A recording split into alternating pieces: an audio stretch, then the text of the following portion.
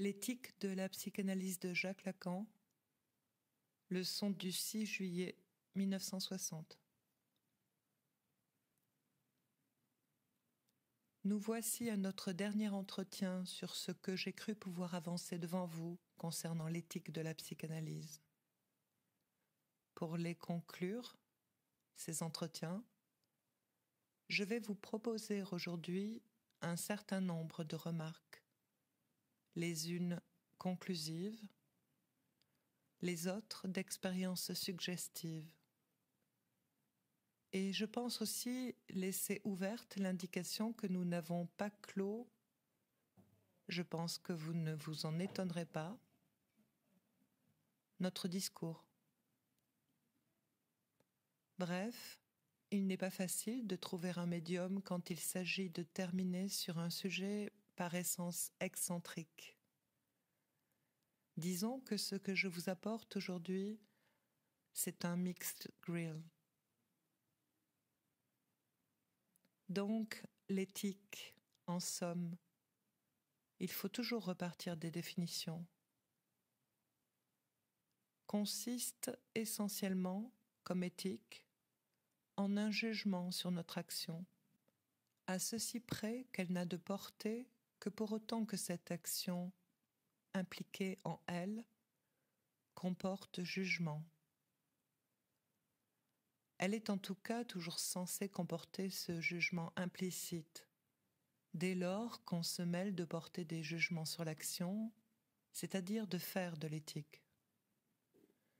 La présence du jugement des deux côtés de cet objet est essentielle à la structure. S'il y a une éthique de la psychanalyse, la question se pose, c'est précisément pour autant qu'en quelque façon, si peu que ce soit, l'analyse peut nous apporter quelque chose, ou simplement le prétend, qui se pose comme mesure de notre action. Bien sûr, et c'est un moment déjà depuis longtemps périmé, l'idée peut vous venir, à première inspection, que cette mesure de notre action, elle va nous proposer comme un retour à nos instincts. Il y en a peut-être encore quelques-uns, par-ci, par-là, à qui cela peut faire peur. À la vérité, j'ai même entendu, dans une société philosophique, quelqu'un qui m'a apporté des objections de cette espèce, qui me paraissait évanoui depuis une quarantaine d'années. À la vérité, tout le monde est assez rassuré sur ce sujet.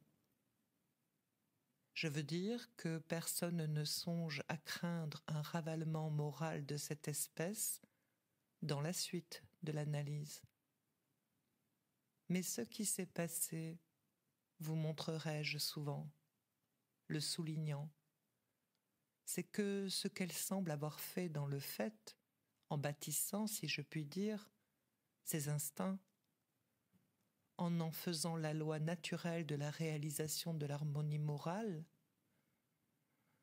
prend la tournure d'un alibi assez inquiétant, d'esbrouffe moralisante, d'un bluff dont je crois qu'on ne saurait trop montrer les dangers. C'est ici un lieu commun, je ne m'y arrête donc pas plus. Pour nous tenir à ce qui peut se dire au premier pas, c'est que tout de même, depuis longtemps, chacun sait que ce qu'il y a de plus modeste dans l'analyse, c'est qu'elle procède par un retour au sens de cette action. Et voilà qui, à soi seul, justifie que nous soyons dans la dimension morale. C'est que l'homme, sain ou malade, l'hypothèse freudienne de l'inconscient, suppose que ce qui fait son action, quelle qu'elle soit, normale ou morbide, a un sens caché auquel on peut aller. Et dans cette dimension se conçoit d'emblée la notion de catharsis, qui ne veut dire dans cet ordre que purification, ce qui veut dire décantation, isolement de plan. Il y a, à ce qui se passe à un niveau de vécu, un sens plus profond qui le guide, auquel on peut accéder. Les choses ne doivent pas être les mêmes quand les deux couches sont séparées. Voilà ce qui n'est pas une découverte, il me semble. Et il y a la position minimale, celle qui, heureusement, ne me paraît pas trop obscurcie dans la notion commune qu'on peut avoir de l'analyse. Cela ne va pas tellement loin. Je dirais presque que ça rejoint une forme excessivement générale de toute espèce de progrès qu'on peut appeler intérieur. C'est vraiment la forme embryonnaire d'un très vieux Gnophis Efton, et évidemment avec un accent tout de même particulier. Simplement déjà là, se met à sa place ce qui justifie ce sur quoi j'ai insisté tellement cette année, à savoir une abrupte différence apportée par l'expérience analytique, en tout cas par la pensée freudienne, et qui consiste en ceci. C'est qu'une fois opéré ce retour au sens, une fois le sens profondément libéré, c'est-à-dire simplement séparé, catharsis au sens de décantation, c'est aussi la question que les gens du commun se posent et à laquelle nous répondons d'une façon plus ou moins directe. Une fois cette affaire faite, tout va-t-il tout seul ? Et pour mettre les points sur les i, n'y a-t-il plus que bienveillance ? Cela nous met sur la plus vieille question. Un nommé Mencius, comme l'ont appelé les jésuites, nous dit que la question de la bienveillance de l'homme se juge de la façon suivante. Sa bienveillance est naturelle à l'origine, elle est comme une montagne couverte d'arbres. Seulement, il y a des habitants dans les environs qui ont commencé par couper les arbres. Le bienfait de la nuit est de rapporter un nouveau foisonnement de surgeons. Mais au matin, les troupes viennent qui les dévorent. Et finalement, la montagne est une surface chauve sur laquelle rien ne pousse. Vous voyez, le problème ne date pas d'hier. Ce n'est pas pour rien si je vous parle de Mencius. Nous aurons à y revenir. Quoi qu'il en soit, cette bienveillance pour nous, par l'expérience, est si peu assurée que c'est précisément autour de ce qu'on appelle pudiquement la réaction thérapeutique négative. C'est de ce que, d'une façon plus relevée par sa généralité littéraire, je vous ai appelé la dernière fois la malédiction assumée que nous partons, de la malédiction consentie du mi-féiné d'Œdipe. Non que le problème ne reste entier et que tout ce qui se décide au-delà du retour au sens. Ce dans quoi je vous ai incité à entrer comme en une expérience mentale, experimentum mentis, comme dit Galilée. Contrairement à ce que vous croyez, il avait beaucoup plus d'expérience mentale que de laboratoire. En tout cas, il n'aurait certainement pas fait le pas décisif qu'il a fait sans l'expérience mentale.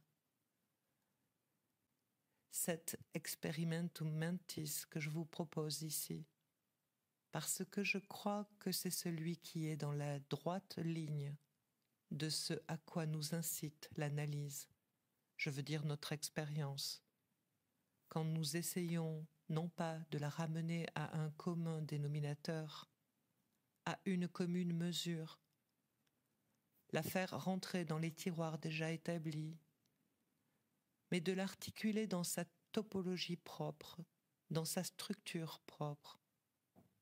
je vous assure que cela suppose ce dont je vous ai déjà désigné la place, le rue où se situe le désir.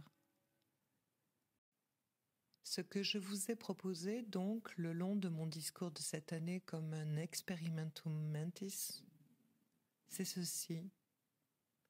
C'est de prendre ce que j'ai appelé la perspective du jugement dernier, de prendre comme étant l'étalon cette révision de l'éthique à quoi nous incite l'analyse, proprement le rapport de l'action au désir qui l'habite.